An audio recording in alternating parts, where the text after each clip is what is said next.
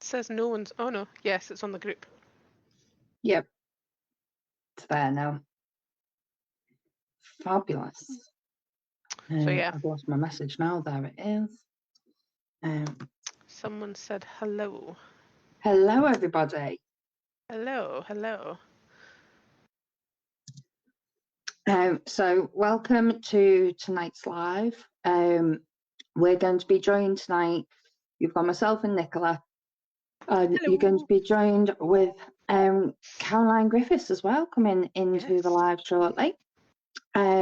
So when Caroline joins us, we're going to be talking about something a little bit rogue. We're actually going to be speaking about non-raw food. Now, I never thought I'd say those words. Don't know about you, Nick. It's not something we talk about often. Not often. But obviously there are times when people do need to feed different diets for certain reasons. So Caroline's kindly offered to come in and help us to understand what different diets there are out there and what good looks like, really. So Caroline is just joining now. Yeah. Hello, Caroline. Hello. You okay? I am. Oh, goodness, I just had a bit of a flurry rush back from work, feed the dog. You know, my dog, she loves to pee at the front of the house because she doesn't get to do it that often. But on the night that you have literally come back from work quarter of an hour before you got scheduled a live, will she pee at the front of the house? No. So I've just been up the road and back and fed her and God knows what else in quarter of an hour. I think I've done good. Yes. You did really well for that time. And I'd have still been trying to get the dogs to pee at that point. Yeah. Mine are paying for it, especially if it's raining. They don't like to get wet. It's not actually. It has been off and on all day, but it's not now. Bucketing it here. It's anyway, it's nice to be here. It's nice to see you. Yeah, it's it feels like ages since we saw you at Crufts. I know it does. Yeah. Well, it must have been 3 weeks. Time flies, you see, when we're having fun. And it'll be a few weeks more, and then we're all together again at the expo. I know. I absolutely can't wait now. Although I'm actually going on a holiday. I don't know why I've done it now. It's either a blessing or a massive hindrance. We shall find out. Because I'm going away Saturday, and I don't get back till very late the 10th. And it's like, okay, all the stuff I would normally do at the beginning of April, I'm now doing now. Oh, wow. And it's like, okay, and I'm like, I appreciate everybody. I'm asking you this quite early, but it's actually not for me. Yeah. Because if I leave it all to the 12th, you guys won't have goodie bags. Yeah. The hotel won't be as the hotel needs to be for us to all have an amazing day. Yeah. The coffee won't be as the coffee needs to be. And that is the important point. We have actually got a fantastic coffee company coming to do the coffee this time. We're not going to be having that push a button in the hotel anymore. Oh, no. That's exciting. We have got some amazing coffee. I mean, I can't be a nutritional consultant without looking at decent coffee for us at the expo, can I? Absolutely love that. Keisha did say to pass her apologies on to you. She wanted to join tonight, but she's literally been bombarded, unfortunately, with illness, but also kids are now off school as well. Oh, so she's got Freya probably jumping up and down as we speak with excitement about the expo. Yeah. Yeah, she had a lovely time. Yeah. Oh, she did. She loved it. Absolutely loved it. She was in her element. But it does lead us on nicely to what we first wanted to speak about, which was the Natural Dog Expo. Don't know if you want to give everyone 5-10 minutes just running through what the expo is. Yeah, okay. Well, the expo, as it's shortened, is the full title is the Natural Dog Expo, and the website's just naturaldogexpo.com, and it's a conference essentially. Primary, it's a conference, and then we handpick stands to be there as well. So our speaker supporters and our sponsors will have stands, but also there will be some hand-picked nutritional supplements that we really like, and we want to showcase to you guys as well. All of us that run it have been involved in the canine natural pet care world. The canine natural pet care, that doesn't make sense. So the natural pet care, but predominantly canines, for a long time. So we're quite discerning when it comes to supplements and things we want to share. So we have the stands as well, and it's a roughly 300 people size event. So it's quite a big conference, and we just have such a good time. I mean, we're learning. You guys know we were dancing last time. Literally. And it starts the night before, really. Yeah. Because most people are there. So what I ended up doing last time is I hired a different room for us all to be in that evening, so that we weren't completely clogging up the bar and the restaurant. And everybody went in the room, and of course the speakers are there, and it was just fantastic. So you really learn a lot at the Natural Dog Expo, but you also have fun, and it's the support, I think, more than anything, having that supportive community of people, because I know there's been people that have been helped as a result of being at the expo, and they're now on the right track with their dog because of the people that they met, just happened to sit next to them, in the conference seats. That's all it was. So it just is. Now we can be together. I think it's really important for us to be together at conferences like this anyway. And ultimately, the reason that I wanted to do it is to have a UK event that stamps natural dog care and holistic vet care on the Guardian's calendar, because there hasn't been anything like this. Yeah, it's so unique. And we need it. And I want it to be really known that it is a friendly place to come to. And that will mean some growth. So it may be that we're not at this hotel that we're at this year in Solihull. We might be at another hotel next year, or a different venue, because obviously it's going to grow. Yeah. But it's so key, because we need to be saying, I remember back in the day, 10 years ago, when I was the nutritionist at Nature's Menu, or 11 probably now, time flies so quickly. People were talking about, and vets and vet nurses, it's a trend. Raw feeding's a trend. It's like, no, we are here to stay, and our voice is to be heard, and I think that really, it's still happening. It's still happening. That expansion and growth of the raw feeding market is still happening, and there's so much more scope. Yeah. I think that's one of the big things. Is a lot of people would say to us, I'd love to go, but it would just go over my head. And it really doesn't. We were really nervous last year going. Bless you, I didn't. We're very nervous people. But once you walk in, the only way I can describe it is it's like going into a family home. Everybody, every single person is so friendly and so supportive. And you're seeing manufacturers and retailers and groomers, everybody, absolutely everyone, just all coming together, and it's a great chance for us to meet most of our modern admin team, to be honest, because we're all spaced out so far around the country. But it's just everybody from all parts of pet care coming together, and it's so good. And obviously, I enjoyed particularly last year having the dancing happening right by me. That was lovely. When Paul Connor was being chased. Oh, bless. I felt terrible about that. I don't think he's forgiven me for not stepping in. It was so difficult as the organizer, because you're going, do I be a spoil sport, or do I be really responsible as the organizer? Or do I be a spoil sport? Oh my God, I need to be a spoil sport for Connor. But actually, there's like 300 people that want this to happen. I'm like, what do I do? What do I do? It was so hard. The masses had spoken. Yeah. But that's it. Everybody just is there to have fun and enjoy themselves. I know this year we've got Sophie and Zach coming down, and a couple of the team from the Dogs Diner on the Wirral. They weren't there last year, so that's going to be fantastic. Me and Sophie can chat for a long, long, long time. So it'll be really good to have those guys Great. join, and it's just reaching further and wider now.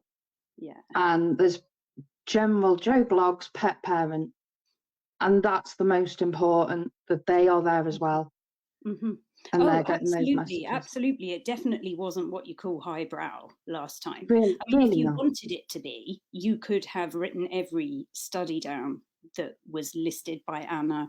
You know, when she did her talk, you could have done that. Like, I think the thing about the expo, what I asked of the speakers is to have different levels. So wherever you're at on the spiral journey of natural pet care, there's something for you. That's what I wanted it to be. There is really something for everybody there. And there really is, because even Freya was 9 years old at the time, and she was writing notes so much. It was amazing. So at every single level, you can pick up things, you can learn different things, and again, you've got that networking opportunity as well. Amazing. Absolutely. I love it. I mean, it is crazy when you think it was actually just a day, because it felt like a weekend we were in there for. Yeah. Just lock us all in there this time. Don't let us go. Yeah, exactly. I mean, it's an awful lot that you learn, but it's broken down really well, and with all the different pieces, you're not sort of sat there typing at a laptop, you're just listening, chatting, asking questions. The speaker question and answers was incredible. And the amount of knowledge that those guys have got, and being able to pass it on and being able to ask somebody like that questions was amazing. Yeah. So I'm really excited. Yeah, can't wait. Plus Rita Hogan's going, and I love Rita Hogan. Oh yes, I know. And there's not everybody knows who Rita Hogan is, or even understands the importance of herbalism. You know, it's really, she's fantastic. Absolutely incredible. So I know we have got, very kindly from yourself, a pair of tickets today to give away. Yep. To the Natural Dog Expo, which is the 5th of May? Sunday the 5th of May in St John's Hotel, Solihull. Loads of free parking, so you don't need to worry about that. So that is, to be fair, I wish I hadn't bought my tickets now. I could just wait. And then you could just win these. That would be a fix. It would be a fix. Just pick myself. So I don't know how you're wanting to do the giveaway. I was thinking at some random point throughout the rest of the live, if you wanted to say something like, first person to type Natural Dog Expo in the chat gets the tickets, then we can do that. And the first one we see with it, we can reward those with the tickets, or we can do something else if you prefer. It's completely up to you. I think we've got quite a few on at the moment watching. Oh, have we? Hi, everyone.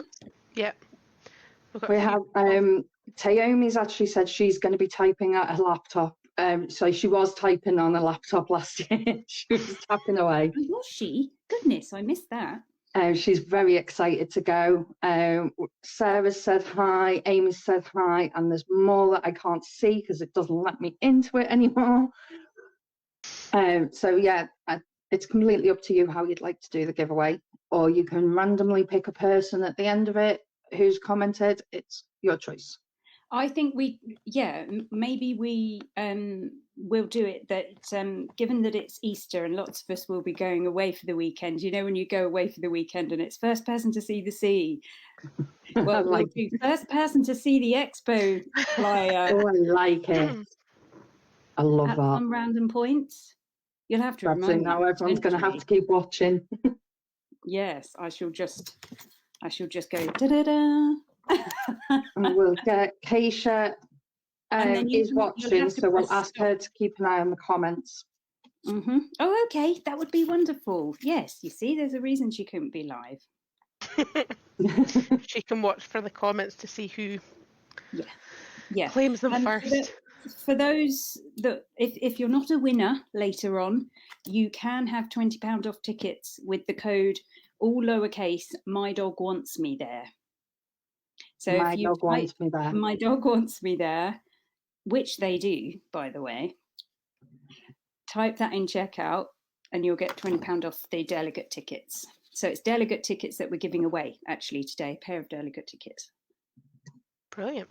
Okay, and I've made a note of that as well to make sure we put that into the group later on today. I don't know if you can see questions, but this is quite a hot topic, isn't it? What better food option other than raw? So if there's questions, I'm more than happy to take them through this. Brilliant. Yeah. The first question we had was, if you had to send a pet parent out to the shops to buy something for their dog that was not raw, is there a particular brand or option type of food that you would tell them to go and buy if they couldn't do raw for whatever reason? So the first thing, if they couldn't do raw, I would go to, can they feed fresh at all, lightly cooked? So the way I like to see it is that raw, say, if raw was 10 out of 10, lightly cooked is like 9. And processed food, whether it's tinned, packaged in a tray or kibbled, is like 3. So why miss number 9 out and hop all the way down to the processed food? Love it. It happens so frequently. Oh, they went off raw, I put them back on kibble. No, you have this amazing opportunity to still feed fresh food. So that would be my first sort of path of discussion, which sadly, most of that, in fact, I would wager none of that you can really buy in pet stores. I don't think very hard. If they're not retail friendly, the way that they're manufactured, it's quite expensive. It's actually more economical for a manufacturer to create a raw food than it is for them to create a lightly cooked food, because they're using different cuts of meat. When the raw manufacturer takes in carcass, that's the cheaper part. When the lightly cooked food takes in their meat, then that's a more expensive cut of meat that they're then using. So it doesn't leave very much of a margin to make it feasible for the guardian to afford to buy it. So yeah, I don't think I've seen it in any shops, to be honest. It's very tough to get a margin from that. So unless they've got their own store somewhere, usually you would have to order that. If you wanted it ready made anyway, you'd have to order it to your house as a subscription service. Now, my preferred one, I don't know how you're off on naming brands, but usually I would say go for Different Dog, because it has less in terms of legumes, so less lectins, less phytic acids. If then the next step down would be Phoenix Bark, really lovely couple. That's an Irish company. And yes, they would be.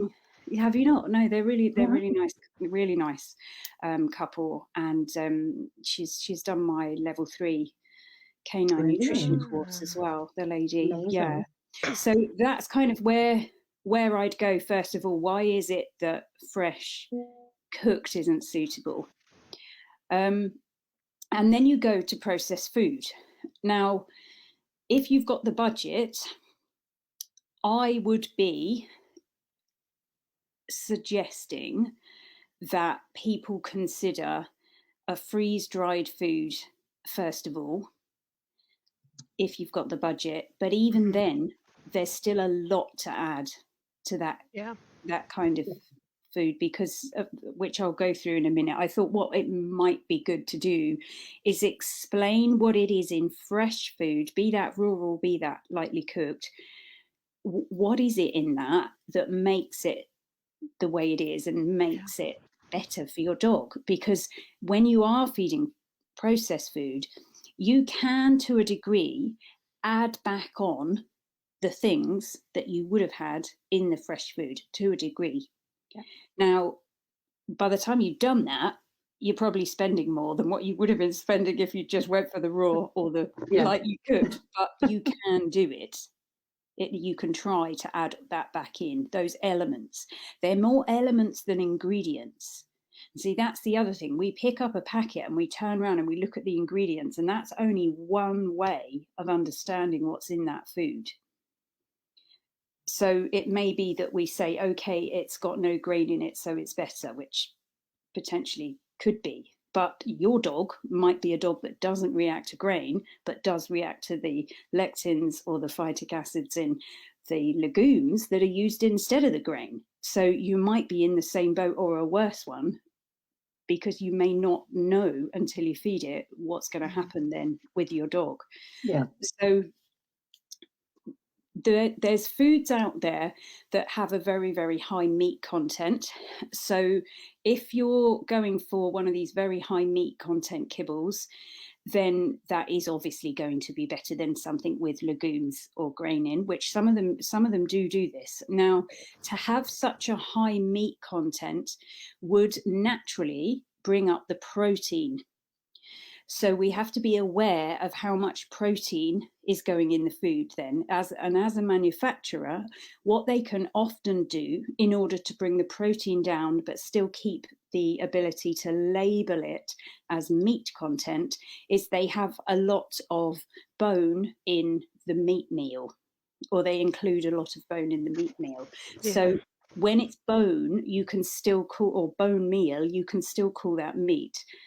So that's one way that manufacturers are able to not go over the guidelines, because the FEDIAF guidelines are like the sort of pet food guidelines, if you like, for using the word balanced and using the word complete. So it would be unbalanced if they had a protein level that was higher. So again, we can be fooled into thinking, oh, it's got all this great meat content, but if it has, it needs to not go over that target. And so they have to bring it down somehow. And one of the tricks is to use the bone meal instead. Now, that's not going to be as good again as using a fresh or a fresh lightly cooked. So, it's kind of, there's more to it really. It's about understanding how these foods are made to a degree, really. It's understanding how these foods are made. And another thing to do when you turn over the packet and look on the back is you need to be looking at the additives, okay? And you need to look not necessarily of what it says it's added, but the actual name of them. So it could be like, some of them just say, oh, they've added zinc. But zinc comes in many different types and forms, and they have bounders, these minerals. And what they do is they have a molecule that's bound to each of the minerals, and that helps it to be transported around the body, or at least it's meant to. It makes it, in a sense, more absorbable, or what we call in the nutrition world, more bioavailable. Now, even with humans as well, with all creatures really, we know that there's certain types of minerals, so certain types of zinc, certain types of calcium, certain types of magnesium, certain types of selenium that are more absorbable than others. So I know it's getting the words out. So anyway, we want to go for the ones that are absorbable, obviously, that are fully bioavailable, because otherwise what you're doing is you're buying this bag of dog food or this tin, and they've added in these additives to meet the guidelines, okay, which means the food itself in the tin or in the bowl or in the packet in the bowl meets the guidelines. But when it gets into the dog, it doesn't. The dog doesn't absorb the amount that is on the guidelines. Do you see what I mean? So they're not actually really getting the nutrition that the food says has in it. Yeah, which is crazy. If we're going to buy a food for our dogs. When you think how many people go to a shop and buy something because it says complete and balanced. Yes, which it is in the bowl or in the packet, but not necessarily in the dog. Yeah. So that if you see anything oxide, put that back. And I've seen that. There's a brand, I won't name them if we're talking not liking them, because I think that's a bit mean. Yeah. But if you like them, we'll name them. Okay, so if you don't hear me say it, don't buy it. So I'm not going through them all. But yeah, there's a brand that's a double-barreled brand, okay, and it's tins. Mainly tins. I think they have a dry food as well. Actually, I was with the Phoenix Park lady in Ireland when we saw some of this food in a human health shop, and we went, "Oh my God!" I said, "Okay, I'll give it its dues. I'll have a look at it," because I'd seen them at the pet trade show, the Pats show, and they have very colourful branding, and it sounds really, really cute, and it all looks amazing. The branding's like couldn't be better. And I turned it over, zinc oxide, and I'm like, oh my God. So basically there's no zinc in that product. Oh. Not for the dog anyway. No. So you've got a brand that appears to really care, that then when it comes to putting in these additives that they need to put in because they're not in the food, this is why raw and even a lot of lightly cooked doesn't need to add these things because it's already in there in a bioavailable form, but they're adding it and the dog's not going to get it. So even if you've got a food that is top meat quality, okay, has got the minimum amount of bone meal, still meets the protein targets, and hasn't got any legumes, hasn't got any grain, and you turn it over and it's got unabsorbable additives, you can't give that to your dog unless you're going to pay for another multivitamin and mineral supplement. But then by the time you've paid for that, you may as well have got a different food. Yep. So I have, over my 20 plus years as a pet industry nutrition consultant, hardly ever come across a brand that had bioavailable vitamins, had a good meat content, and didn't have any legumes. They just don't exist. Yeah. Because this is what we're facing, is that processed food is processed food. I mean, there's a ladder to it. So we're talking we're jumping down from, say, number 10 being raw, number 9 being fresh cooked, and we're going back to sort of 3, 2, 1. One would be like supermarket food. I think we pretty much know stuff with colorings in is a no-no. So, then you kind of move up a little bit and you've got, I'd say maybe your low meat content kibbles. And I would even put, sadly, the veterinary-based kibbles along with the supermarket ones, even though they're like 4 times the price.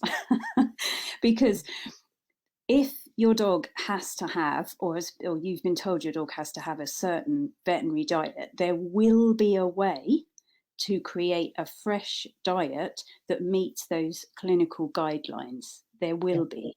In fact, I'm working one of my other projects at the moment, which is kind of taken its first few steps off the ground, is called the APNC, and it's a nutrition, I think I told you about it actually, Vic, and it's a nutrition consultant award, really, which allows people to join our supportive organisation. So a little bit like at the moment, a human nutritionist or a human naturopath has the ability to join an organisation for peer support, and there's nothing like that for canine nutritionists at the moment.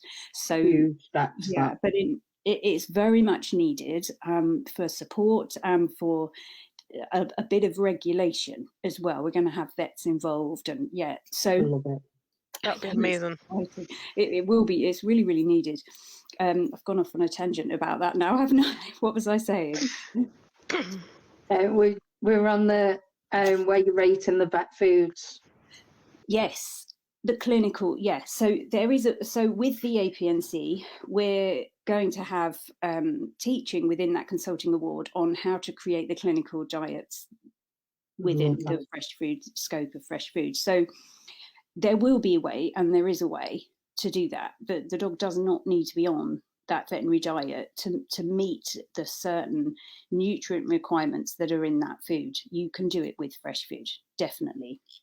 Maybe individual for each dog, but you can definitely do it. Yeah. So then you're sort of, I would say, in terms of processed food, then comes the other kibbles. So the ones that might have higher meat content, for instance. And then really, although we've been led to believe that's not the case, a good quality meat tin really is better for the dog, mainly because the moisture content is higher. And water is sort of like this forgotten nutrient, which is a bit like where I say it's an element, really. It's more of a nutritious element. And we've almost forgotten how incredible and powerful this is and how much it's needed in the body. And water that comes from the tap and water that we just know as water, it's not all the same. That it has different internal molecular structures. And when you have something called structured water, it is better for you. What we get from our taps has lost its structure because it's been channeled in a straight line. So it doesn't have the same structure.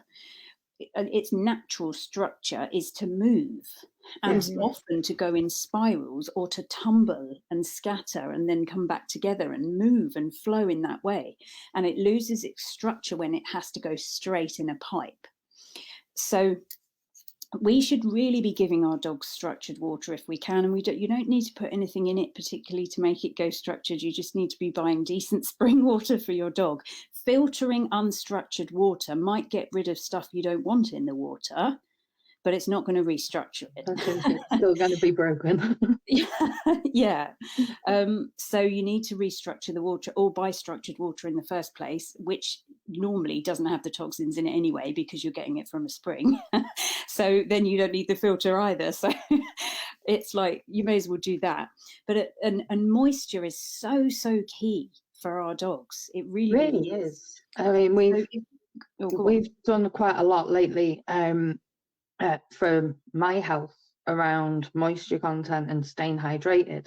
Because if you can think that you're hydrated and you're really not, because I'm presuming again it's to do with the types of water that you're drinking, and the other half being in the medical profession, he'll do things like pinch tests on my skin to see how quick it goes back to nothing.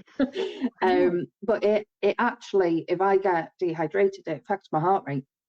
Oh wow, it will before I even think, oh, I'm thirsty, my heart starts charging along. Wow. So it is so important to get that proper hydration. And of course, being humans, we pretty much incinerate most of our food. We do. And we incinerate our dogs as well, or our cats. Well, this is it, isn't it? A lot of the food that our dogs have had, I mean, Benji had, when he was on previous diets, he suffered from heat stroke. Early onset heat stroke in the first heat wave. Then he was on raw, but had a stomach bug and had the same situation happen. But that was due to the stomach bug because, again, he was dehydrated because he was vomiting. So last year he was absolutely fine throughout the summer, thankfully. We just kept putting the water into him every couple of minutes to every hour during the 40 degrees that I'm not built for in this country. I'm not used to it. But we've got air conditioning now just for the dog. But he actually does struggle with the dehydration, as do I. So it's really taken a big focus for us in the past year or so, trying to keep him hydrated. Yeah, I'm looking at him while he's hiding under my pillows. Well, this is the thing with the water side of it and the moisture side of it is a big thing. And it's something we're not talking about enough, I don't think, the structured water side of it. And food has a better structured water content than a glass of water from the tap. So a salad can be more hydrating for us, obviously, not the dogs, although a cucumber occasionally maybe might be really hydrating for your dog if you can have cucumber. But yeah, so it's like when the dog is having fresh raw meat, they are getting all that structured water. So it's another thing. 60 to 70%? moisture? Well, it depends. It depends. So most living creatures are predominantly made of water. And they say, don't they, that even a steak in a restaurant that's been cooked for you is still 70% water. So even a fresh cooked diet is still going to have a water content in it.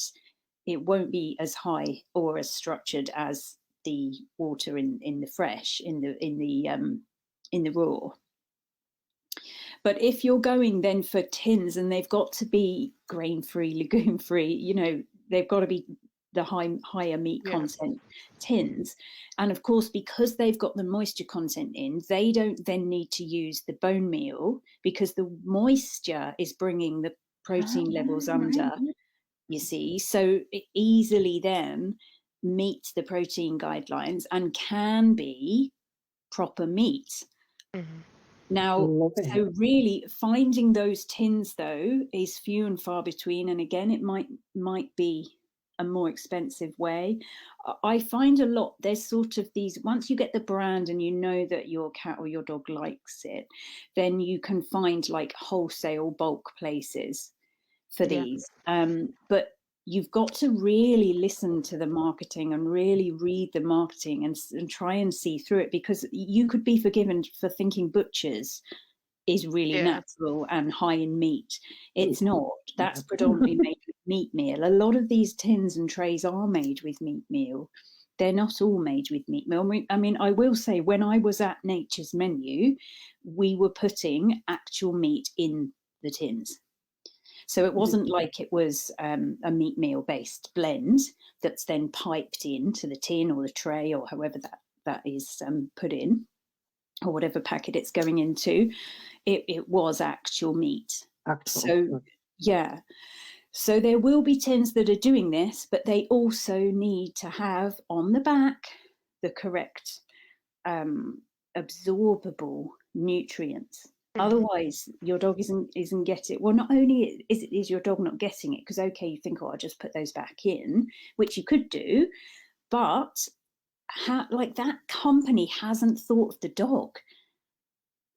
That's my perception of it. So if they haven't thought of the dog at that stage, when have they thought of the dog, and where will they cut corners later on, and can you trust them? That's literally, it's a case of, if they haven't thought of the dog with the food, they're just thinking of the pound signs. Well, they must be. Unfortunately. And some of the brands, they are incredibly expensive for what the content actually is of the food. So I think the first thing to do, and it is one of the first things I do with any of these new brands that I see, I just quickly look what they're adding. What are they adding?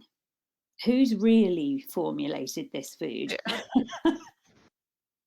Because what they do, of course, is they come up with what they call the recipe, which is really about having a protein content, making sure that the protein is as it needs to be balanced. So you've got to add something to bring that protein content down. So of course, in a lot of kibbles, it's rice, or it's potato, or it might be legumes. In tins and pouches, it's more likely the moisture content bringing that down. Cold press tends to use bone meal as well to bring their protein content as it needs to be. Or they can say that it's still meat, though. I mean, the thing is, cold pressed as well is still made with meat meal. I know it's cold pressed, so really you're going to have a little bit more lipid hydration. You're going to have a little bit more of the omegas, which we know are anti-inflammatory. And that's really its selling point over extruded kibble, because of the temperatures that it doesn't go to. But it's still made with meat meal to begin with. Now, what I will say is there are certain ways of making kibble where they use what they call freshly prepared meat. And as I understand it, the Tribal brand, and I haven't seen another one since, so if you're watching this and you have one, you send me your recipes and how you make it. But the Tribal brand have made a very special effort to make their cold pressed as bioavailable as possible, and to use really good quality meat. So that's one that I would usually say on the cold press side of things you could potentially go for. I'm just trying, as I go through in my head, the different types of food. So back to the freeze-dried, going back, so we're sort of going up a bit again now, aren't we? So the freeze-dried, definitely if you can afford it. Obviously, there's still going to be some things missing because as soon as you process food, you lose stuff, just by nature of what it's made of, because you can't cook a bone content. So even in the fresh, lightly cooked, you've lost already from the raw because you can't add the bone content. So yeah, the freeze dried is great. The thing with the air dried and the freeze dried is that you often have a very small meal. So because the nutrition is very condensed in, which is used as a sort of a marketing statement, it's really sealed in and condensed in, which is great, but your dog is like, wow, is that it then? I've got nothing to eat now, and we can feel a bit like we're not feeding very much. So I guess it depends again on the dog, in terms of what you want to give them and what they like to do. I mean, so I'll tell you what, there's two things I want to talk about. One is about how to make raw feeding cheaper, because sometimes I think people are leaning towards using processed because they think it's the cheapest way. So I will talk about that as well. And also, I want people to have a real understanding of what's not in any processed food. Like you can never get this in a processed food. It doesn't matter how good you think the food is. There are issues with what is permitted to be allowed as additives in pet food. So where I was talking before about the bioavailability and the absorbability of these additives they're adding, they're all at least allowed in it. Even the ones that aren't absorbable are allowed in it.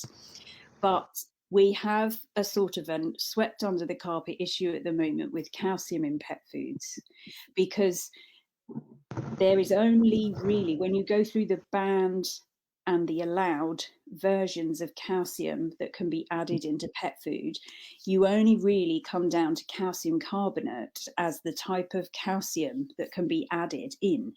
So every single processed food, whether it's air dried, whether it's tins, whether it's pouches, whatever it might be, whichever kibble it might be, there is simply no processed food that has absorbable calcium in it at the moment, because there's just not a version of it that's absorbable, bioavailable, fully bioavailable. So there are really, really lovely, fully bioavailable versions of calcium, or a lot more bioavailable than calcium carbonate, which is basically chalk, isn't it? So essentially, that's what the calcium is that's in the processed pet food. So there are so many other lovely ones available, but they're all on the banned list. So this has been a bugbear of mine for a while. And this is something that gets considered. If we start cooking meat for our dogs, we tend to do that because we maybe have a little bit of knowledge about feeding raw, for instance, and then we start cooking it and we think, okay, how am I going to put the bone content in? So we look at bone meals usually, and there's not very many types of bone meal on the market. Beef is the main one you find. I think a student of mine found a rabbit bone meal that you have to order from Germany.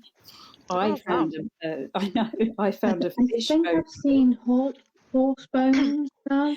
I think horse bone meal is available, which I know I've never fed horse to food, so I just can't bring myself to do it. I just like them too much. I mean, I like at least there's other options coming slightly bit by bit. Well, this is it. So we can add bone meal to a cooked diet, and that will change things then, and that puts in the minerals. So it makes it maybe 9.7 closer to raw. These are just funny analogy numbers, but just to give you an idea, it brings it much closer then. But if you were to put those on a processed food, you would probably unbalance other stuff. This is the difficulty that we've got, because what's happening with processed food is that the way processed food is cooked, no matter what the ingredients, because it's cooked, you change the fats. You just can't help but doing that. Everything that's heated changes. This is why we had Bunsen burners at school, because you couldn't do an experiment without getting out your Bunsen burner. So it needed heat. Okay, so the fats change, and it doesn't matter how many times the label mentions fish with omega-3 or salmon high in omega-3. It is cooked, so that original ingredient that was high in omegas has changed. It has changed. Even if you lightly cooked salmon in your kitchen, it is still going to change the fats to a degree. Okay, so when you're extruding a food or cooking it in the tin for as long as they need to, for it to be under the sterilization rules, which is another rule that comes into play that increases the time it has to be kept hot for. Now, those fats will change, and what they don't just change in terms of being useless to the dog and not available. They actually change and they become a bit of a pain in the butt, because what they do is they go and get in the way of all the useful needed fats, and they hog the limelight, they hog the doorways of the cells, if you like, for want of a better explanation, like bouncers. And they're like, no, you're not coming in. I'm waiting for all my other bad fats to come and all the inflammatory fats. And so they block the absorption of the good fats. And this also happens with minerals and phytic acids as well. So if there are phytic acids from which there will be in processed food, especially dried extruded kibbles, they will block the mineral absorption. So even if you add your zinc back in a bioavailable form, because you've seen that in this kibble it's unavailable, do you think, I'll buy a supplement, it's fine, I'll put it back in? They then block the absorption. So you can't really add it back in. I wish it was that easy. Do you know, if it was that easy, I wouldn't need to do this. No matter what you throw at it, you're just not going to break through that barrier, are you? The thing is, so we try to make the food better, but the food is against us. Yeah. Because the things within the way it's changed molecularly is it's turned it on. The only way to say it, and I think it's so overused, this word natural, but it's unnatural. It isn't in nature. It isn't a molecule found in nature. So it works against nature then. So when you're feeding kibble and fresh, the kibble is blocking the absorption of a lot of the nutrients in the fresh. So this is why it's almost silly to put them together. And I know a lot of people say, oh, well, I don't feed them at the same time, but they still go in the body. Do you see what I mean? And they're still competing in the body. So the digestive rates is kind of neither here nor there, because if you're feeding fresh on top of kibble, usually, unless your dog is quite sensitive, usually that fresh food will get the stomach moving and chewing, because dogs are supposed to gulp food. That's my other thing I keep writing on your group. You must think I'm like a broken record. But so it's great because we're all learning from you, so it's fantastic. and the stomach does the chewing. It's meant to chew. They're meant to gulp and chew on this. They do, their jaws do not go side to side. Exactly. So then their stomach acid levels increase, and that protects them from the outside world bacteria. Whereas if the stomach isn't chewing because you've made them slow down, so it's gone in pre-digested or it's gone in very slowly, then or it's processed, it just disintegrates, the stomach doesn't chew. The less chewing that's happening in the stomach, the less stomach acid is pumped out. So the weaker, really, the stomach acid becomes.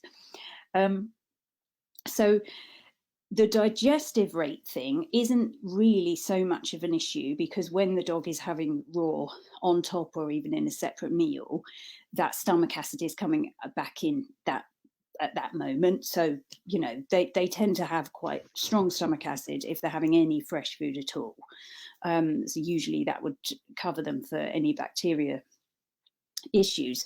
So that isn't necessarily such an issue, the mixing of them together. We did used to have that, didn't we, years ago? Everyone was saying, well, you couldn't do it because of the digestive. Feed them 12 hours apart. There's far worse problems than that. Yeah, like the molecular side of it is more of an issue, really. And what you're really doing is you're paying for this wonderful fresh food and then putting it on a load of stuff that stops the dog from getting any decent nutrients from it. And of course, mentally, we think we're throwing on nutrients.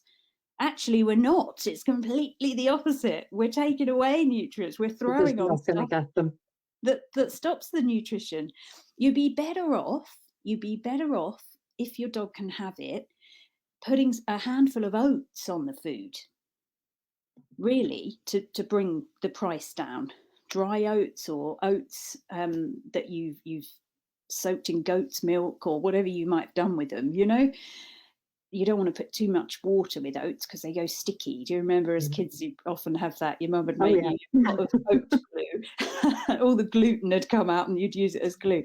So want to really just have loads of water with it. But oats are quite an economical way rather than kibble. Now, I'm not saying feed loads of oats, and obviously you don't touch it if your dog's got yeast. You don't do that at all. But we have to be realistic that we are at this stage where some of us are feeding kibble because we feel it's cheaper, or because it is. It is cheaper. But I'd say that it is cheaper than feeding a fresh food that's ready prepared. It is. It really can be.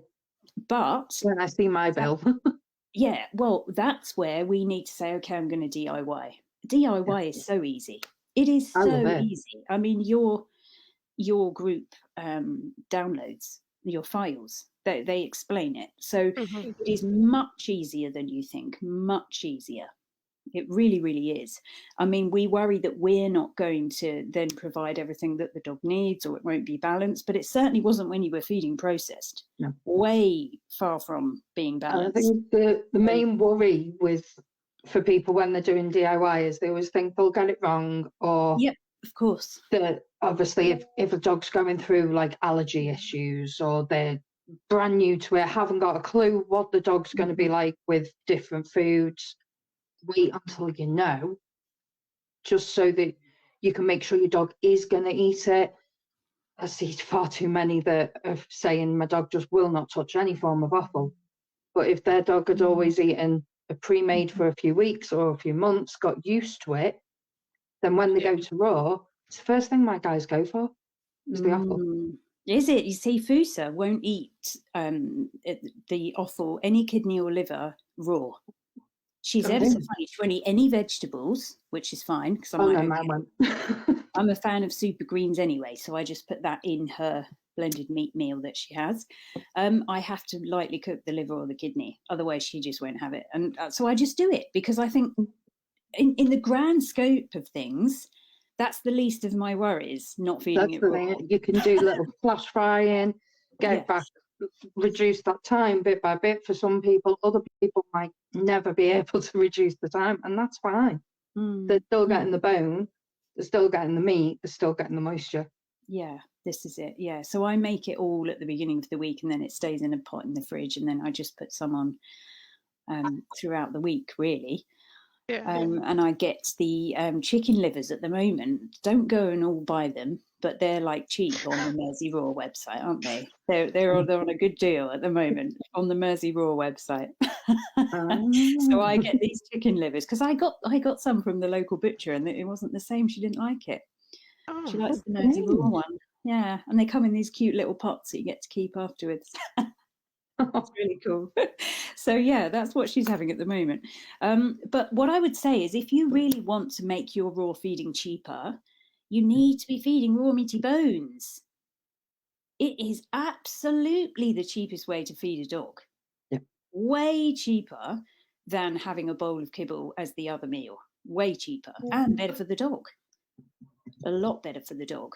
You can do even that if you're having, if they can have raw meaty bones, that's great. And then if they maybe even have to have a cooked meat meal later on, because they're getting the bone content from the raw meaty bone, of course. So, they get their minerals in that way. You wouldn't have to then be adding your bone meal to the cooked mince. But it is definitely the cheapest way. And again, I totally get the concerns. We have had years and years and years where we've been told it is not safe.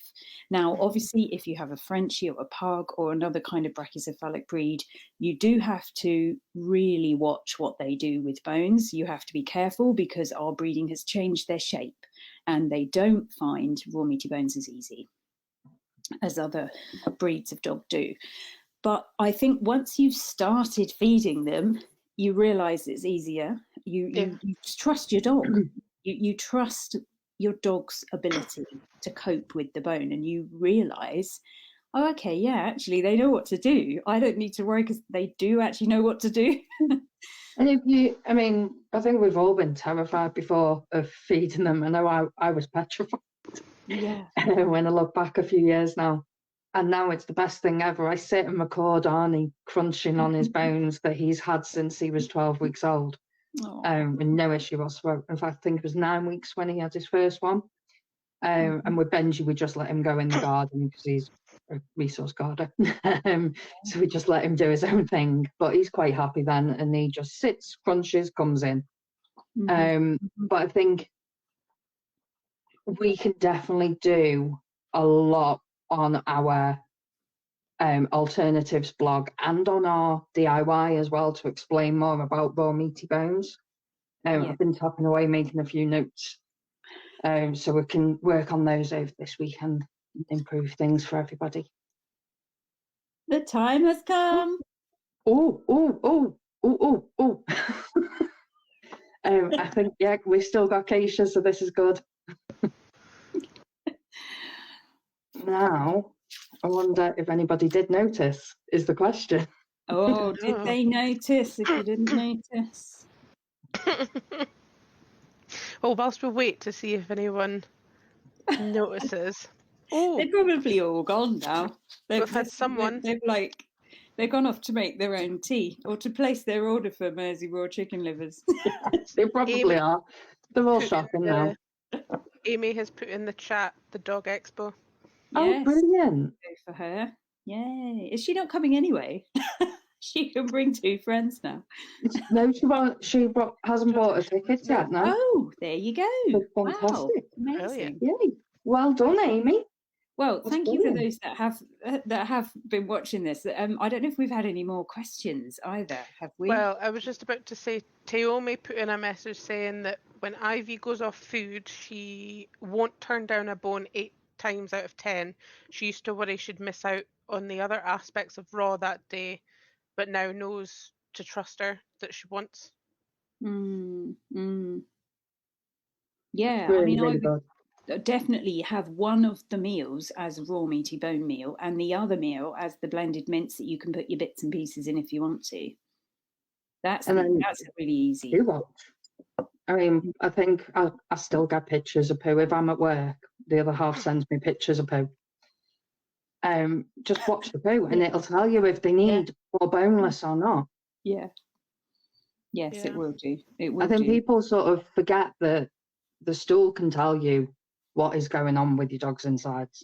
I think there was another question about, is there a pre-cooked alternative to different dog for dogs that have got yeasty issues or can't cope with root vegetables? Because we have quite a few in the group. So what you'd basically be wanting to buy is cooked mince, plain cooked mince, because it wouldn't have a bone content. Well, you'd be crazy to buy that from someone when you can just get it yourself from the supermarket. They could just buy it, make it, add the green veggies in, and batch cook. Oh yes, batch cooking. Imagine that this one. is the trouble when there's that yeast involved. It's I don't think they do one that's veg free. It would be so expensive to buy if. Yeah. Yeah, it just doesn't make. The thing is, as well, it's an interesting thing. Time. It is. It's like, from my other sort of the other work that I do, and there's a lot of like spiritual work and meditation. There's that saying that if you have got some time to meditate, you should meditate for at least 20 minutes every morning. If you haven't got time to meditate, you need to be doing it for an hour. And I kind of think that about when we say we don't have time for stuff. It's like, probably there is time, but what are we doing? Like, how long are we spending on our phone? Yeah. Because that is a big thing, to be fair. And like, there's got to be things we can change. This is a reminder. Mean that we can give this amazing creature in front of us the best food possible. Yeah. That we can do that for them. You know, there's got to be things we can shift and change, or people we can ask for help. You know, maybe there's a relative that would be super keen to make the dog cottage pie every week or something. You know, you just, I don't know. I don't know these people. I'm not, hopefully not being patronising to them, because I don't know their lives at all. But my experience, a neighbour, a friend can help out. There's always options. But if needs be, even just separate everything out, spend an hour on a weekend or whatever day you're free, separate everything out into bags that you can just grab and go and cook. Yeah. Even doing that, maybe that could help people with some time. I know I do that for my stir fries, because I cannot stand in chopping every single night. So yeah, there's always ways around things, but I can put some of those ideas in as well into the blogs to help people. Denise has also put in the chat that her Springer inhaled a duck foot, and she's attempted DIY using 80-10-10 mints and adding in power paste, and she's not fed bones since that incident. But that's fine. I'm presuming the dog was fine. She's talking about a raw duck foot. I think so, yeah. Yeah. You see, what happens is, like, you know the Tom and Jerry cartoon, and the whole thing is he swallows the mouse whole, and, you know, like, that's totally what cats do. And it's what dogs can do as well. They gulp down the raw meaty bone, like a chicken wing, or in this case, it was a foot. I've seen them do it with necks as well. And the stomach chews it. That's what it's meant to do. This is normal. So what I would say, and I couldn't exactly tell you good ones to watch, to be honest, but you might find them on some other websites, maybe on Raw Feeding Made Simple group, I don't know, is watch videos of dogs chewing bones or eating bones, because you need to get used to what's normal. Yeah, we could do with maybe some members posting some of their videos. I think it's a really good thing to do. They know what to do. And often they're very excited because they haven't had one before, and they know innately it's right for them. So it just goes down the hatch. Now, if that was a lady who had a Frenchie, I might be saying, okay, you might need to watch them, because they have a different esophagus. But, well, it's a different angle, really, because of the way we've changed them. Obviously, historically, would have been easier for them. But definitely Springers would be able to do that.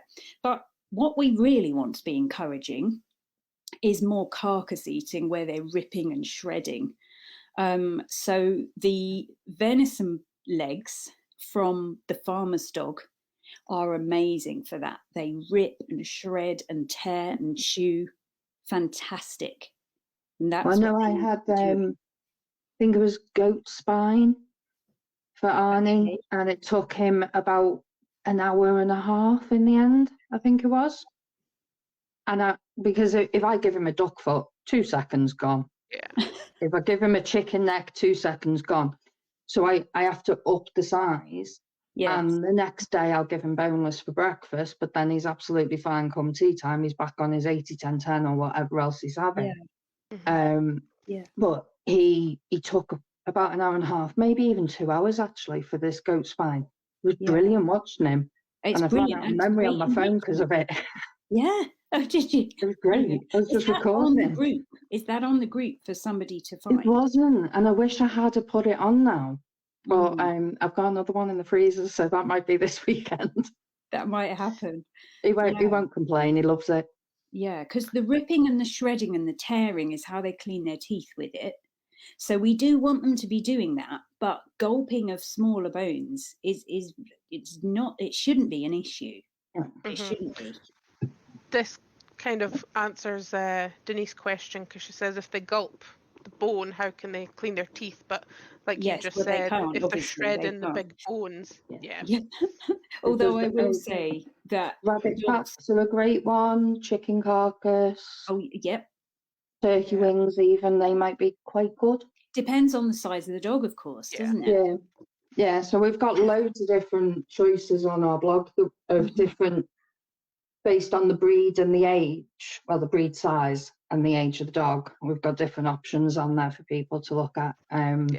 Going all the way up to the Great Danes. Yeah, this is it. Yeah, you need that. Yeah, and also what happens is when the dog is having raw meaty bones and raw food, the microbiome is healthier, the stomach acid is stronger and can cope with opportunistic bacteria better. So the mouth, which is an extension of the gut, becomes healthier too. So there's less bacteria, undesirable bacteria, in the mouth as well. So the teeth are healthier because they're eating that diet. So it can have a knock-on effect as well on the teeth and dental health. But really, ideally, they should be stripping and chewing and, brushing their teeth in that way. Yeah. Yeah. So I don't know.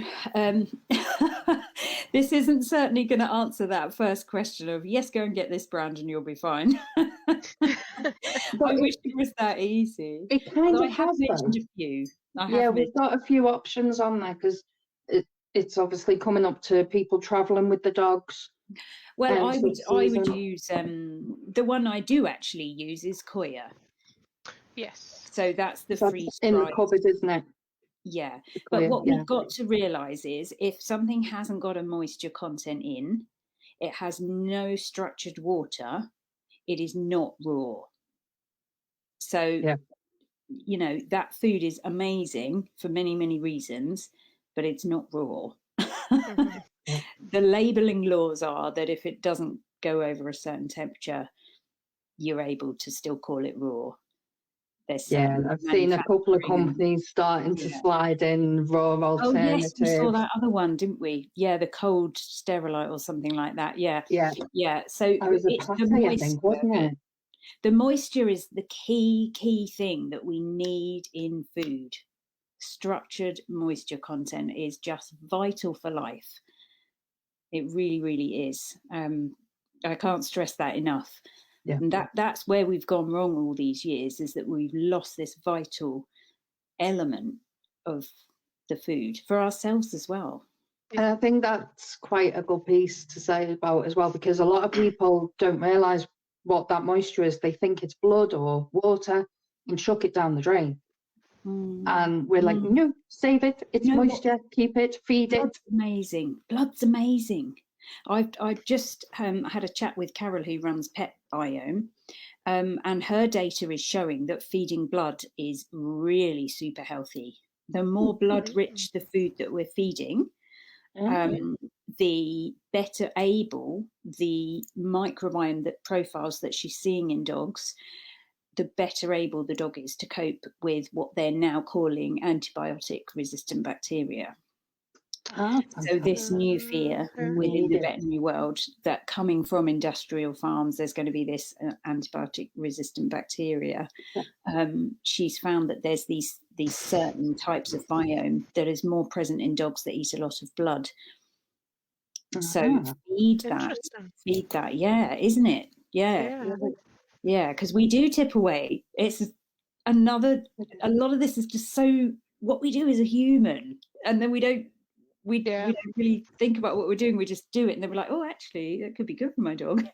Even then, I mean, we've had liver for the other half. I don't like anything like that, but he'll cook like liver sometimes, and he used to throw it away, and I'd be like, no, get it in a mould in the freezer. I'll use it for the dogs. But it's so nice and so important. And we've started adding in Anaforte do a bovine blood powder now. So we've started adding that when we have when we feed white meats or chicken, birds, etc. Because obviously they haven't got as much myoglobin in there, so we're adding that in just to help. Because Or if you're like James, he wants to add it to every meal. He's very excited, James. Yeah. Very excited. But it's absolutely fantastic stuff. It's been helping Arnie with his muscle rebuilding from an injury, so I'm loving it. Loving it. We've got what extras could be added in for a 12-week-old pup currently on kibble before they change to their new food in a couple of weeks. Tin sardines in spring water. Love it. And the Dog's Lounge green food supplement.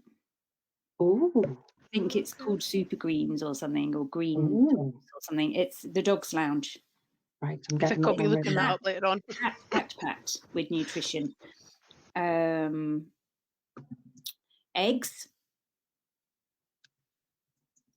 Not cooked, really, if the dog will have it not cooked. Yeah.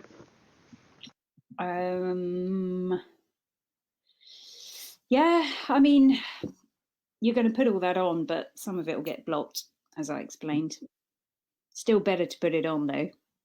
Yeah. Still, at least a little bit might get through still.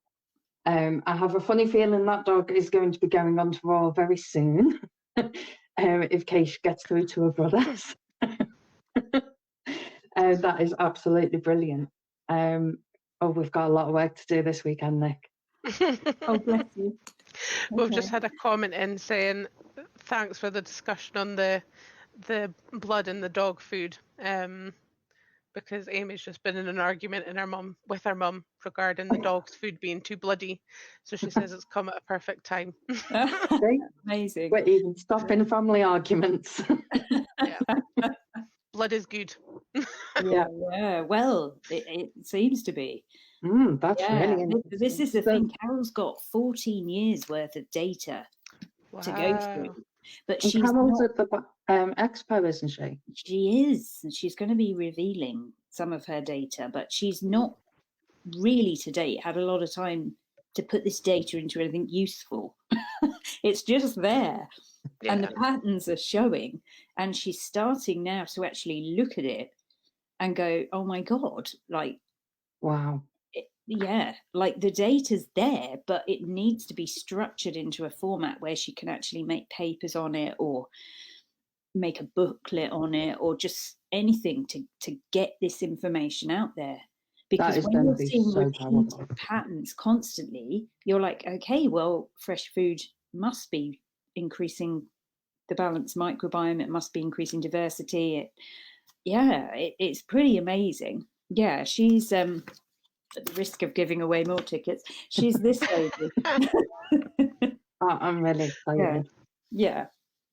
And I've decided I need to get the boys a microbiome test done. Oh, just really?